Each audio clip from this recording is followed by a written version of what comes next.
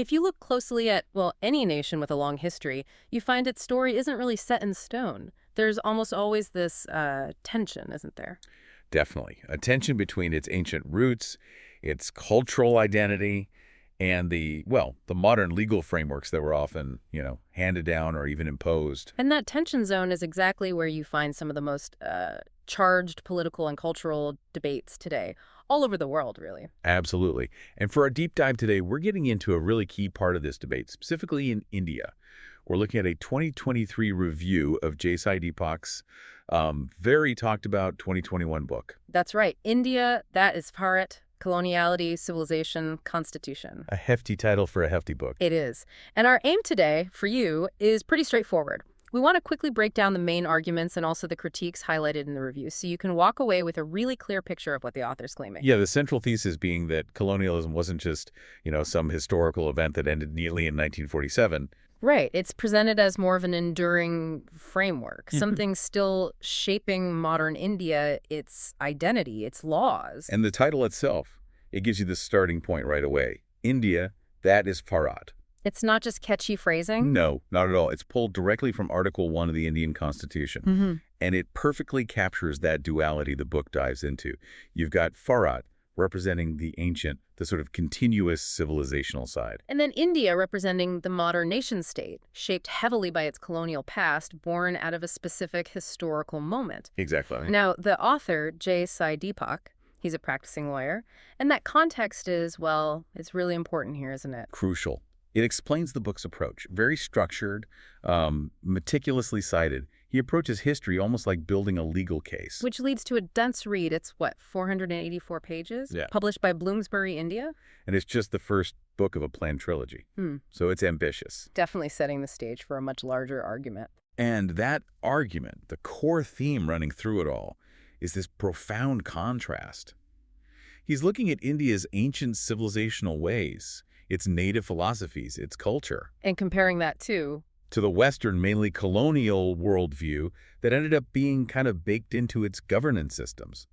The book tries to explain why modern Indian governance sometimes feels, disconnected from the place's deeper history. Okay, so let's unpack that key term he uses, coloniality. It's not quite the same as colonialism. Right, that's a critical distinction he makes. Colonialism, that was the event, the physical occupation, the political control. The British Raj, for instance. Exactly. But coloniality, as Deepak uses it, refers to the lingering structures of power, of thought, even of culture, that kept going long after the British packed their bags. So it's like the software stayed even after the original programmers left. That's a great way to put it. And shifting the focus from the historical event to this enduring structure, it really changes the whole conversation. It suggests the problem wasn't fully solved in 1947. Precisely. Like treating the symptoms but not the underlying condition. And the book goes through this systematically in three main parts, moving from, physical control to these deeper ideological structures. Okay, part 1, the European colonial project. This part might sound familiar, but his emphasis is interesting. Yeah, he argues the British expansion, it was never just about grabbing land or resources. There's more too. Much more. It was an explicit attempt, he argues, to fundamentally rewire the very nature of Indian society, his words. Rewire? How? Well, the main tool highlighted in the review is the colonization of the mind, of the intellect. Through education. Exactly. The Macaulay's education system is the prime example given. It was specifically designed to promote English, Western ideas, Western ways of thinking. To create that class of intermediaries, right? Indian in appearance, but English in taste and thought. Yes. And Deepak's argument is that this rewiring is still visible today. In government, in the courts, where Western legal ideas or philosophical frameworks might, maybe unconsciously, get priority over indigenous knowledge systems. Wait, so are you saying the argument links specific current laws or policies back to this colonial mindset, that the way problems are framed is itself a holdover? That's pretty much it. The author's suggesting the whole operating system, not just the specific policies, might be foreign, built on these colonial foundations. Okay, so that's body and mind. Then part 2 gets into even more, let's say, sensitive territory, Abrahamic coloniality. Right. This is where the argument gets particularly provocative for many readers. It shifts beyond just the British state. It brings religion into the structure of colonialism itself. Yes. It looks at how certain ideologies, specifically linked to Abrahamic religions, Christianity primarily, but also Islam to some extent, were, in his view, used to support and justify colonial rule. Why draw that link so strongly between religion and the political structure? Well, the core argument presented is about the nature of the belief systems. Deepak argues that exclusivist, monotheistic Abrahamic systems were fundamentally different from, even at odds with, India's native traditions, Which he describes how. as pluralistic, inclusive, often polytheistic. The claim is that colonialism exploited this difference, using religion to create a kind of hierarchy of belief, undermining the native ones. And this section also critiques the idea of secularism as it played out in India. It does. The book really challenges the notion that the way secularism was implemented always protected religious diversity fairly. How so? The argument is that the state, often influenced by colonial frameworks, used secularism in ways that could actually marginalize indigenous faiths, particularly Hinduism. The book uses documentation to try and show instances where Christian missionaries, for example, might have worked alongside colonial officials, leveraging state power against local traditions. Okay, that's a very strong claim. And it leads directly into the final section. All right, part 3. Coloniality, Civilization, and Constitution. This is where he brings all these threads, the enduring structures, the civilizational clash, and applies them right to the foundational document of modern India, the Constitution. So what's the critique of the Constitution exactly? Is he saying it's flawed? His critique, as presented in the review, isn't necessarily that it's a bad document overall.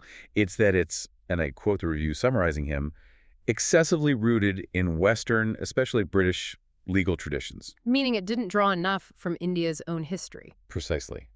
That the framers didn't or couldn't adequately reflect India's own millennia-old civilizational ethos in that foundational text. What would that even look like, though? A constitution based more on an ancient ethos versus the Western model? Is he calling for a total rewrite, or is it about how it's interpreted? The book leans heavily towards the idea that the current legal and political system isn't a clean break from the past. It's more of a continuation of colonial governance. Like building on the Government of India Act of 1935. That's often cited, yes, as opposed to a truly revolutionary indigenous beginning. And this, he argues, results in systems that feel alien to the native populace. So less about specific articles, more about the underlying philosophy of governance. Exactly. It seems less about providing a draft alternative and more a call to fundamentally reassess governance models, to ask if they should prioritize indigenous philosophy over simply importing Western political concepts like liberalism or socialism. Wow. Okay, that is a massive undertaking intellectually. It requires serious backup. So let's pivot to what the reviewer saw as the book's strengths. How does a 484-page book like this establish its credibility? Well, the review highlights 3 main strengths. First, unsurprisingly given the author's background, is the sheer depth of research and rigor. The legal training shining through. Absolutely. The arguments aren't just broad historical sweeps. They're backed by extensive citations, historical records, legal documents, academic works. This legal precision makes the arguments, even the really controversial ones, hard to just brush aside. That rigor then supports the second strength the review mentions, the fresh perspective. Right. By focusing on coloniality, not just colonialism, it shifts the debate. It moves past, simply recounting historical wrongs. And focuses instead on the ongoing impact. Exactly. The structural, psychological, cultural hangover of empire. It forces you to think about colonialism not just as history, but as a living presence. And that connects to the third strength. Yes, the civilizational focus. So often, discussions about modern India get framed purely through Western political ideas, democracy, liberalism, socialism, whatever it might be. As if India only started in 1947, in a way. Kind of. Deepak forces the reader to see India not just as a modern nation-state defined by those Western concepts, but as a continuous, distinct civilization with its own unique worldview. Okay, that covers the strengths. But for a balanced picture, we need the criticisms, too. No review is complete without looking at potential weaknesses or complexities. Of course. And the review does point out a few significant ones. One is described as potential overemphasis on Western guilt. Well, the book does a powerful job detailing the devastating impact of colonialism. The way the story is told sometimes risks portraying India as mainly a passive recipient. Potentially downplaying the internal complexities, the role of Indian actors themselves. Exactly. The internal divisions, the deals made by local rulers, the intermediaries. history is messy, and focusing solely on the external force can sometimes flatten that internal picture, maybe underplaying Indian agency and how things unfolded. That's a tricky balance in any post-colonial narrative. What was the second criticism? Accessibility. This ties back to the legalistic style. While it guarantees rigor, the flip side, according to the reviewer, is dense prose, very complex arguments. So it's not exactly beach reading. Definitely not. It's described as heavily academic, very detailed, which means for someone who isn't already pretty familiar with, say, colonial history or law or civilizational theory, It could be a tough climb. a significant barrier to entry, yes. The sheer density might make it hard for a more general reader to fully engage with the arguments. Okay, dense prose. And the final main criticism. This one addresses the scope of that civilizational focus we mentioned earlier. How so? While the book's critique of Western and Abrahamic influences is, central and detailed, the positive vision of India's own ethos seems to focus predominantly on one tradition, Hinduism. I see. So for a book titled India, that is Bharat, suggesting a broader civilizational identity. The reviewer points out that other absolutely integral indigenous traditions, Buddhism, Jainism, Sikhism, were specifically mentioned. They don't get nearly as much focus or analysis. So the argument is that a fuller discussion of the whole civilizational complex of Bharat would need to integrate those traditions more deeply. That seems to be the point. To truly capture the civilizational ethos in its richness, a more comprehensive look at these other foundational indigenous paths might have strengthened the overall argument. Okay, so if we pull all this together now, the provocative core arguments about coloniality, the undeniable research rigor, but also the critiques about victim narrative, density, and maybe a narrow focus on Hinduism, what's the final takeaway for you, the listener, trying to grasp this work? I think the main takeaway is that India, that is Bharat, is seen as a really significant, definitely thought-provoking piece of work. It fundamentally challenges the standard narratives about India's past and present. By insisting we look beyond just the historical events. Yes, by focusing on those deep, lingering structural impacts of colonial thought, that coloniality. It's basically arguing the problem isn't just the apps, it's the entire operating system, and that system needs changing. So whether you end up agreeing with all its conclusions, and some are very challenging, especially on the Constitution and the role of Abrahamic thought. Right. Regardless of agreement, the review positions it as an essential read, essential for anyone really trying to understand the deep identity debates happening within India today. It's framed almost as a wake-up call. A clarion call is the phrase used, a call for the nation to consciously, strategically reclaim its own distinct civilizational identity. And thinking about that specific point, the Constitution being perhaps too rooted in British traditions, it does raise a much bigger question, doesn't it? It goes beyond just India. It really does.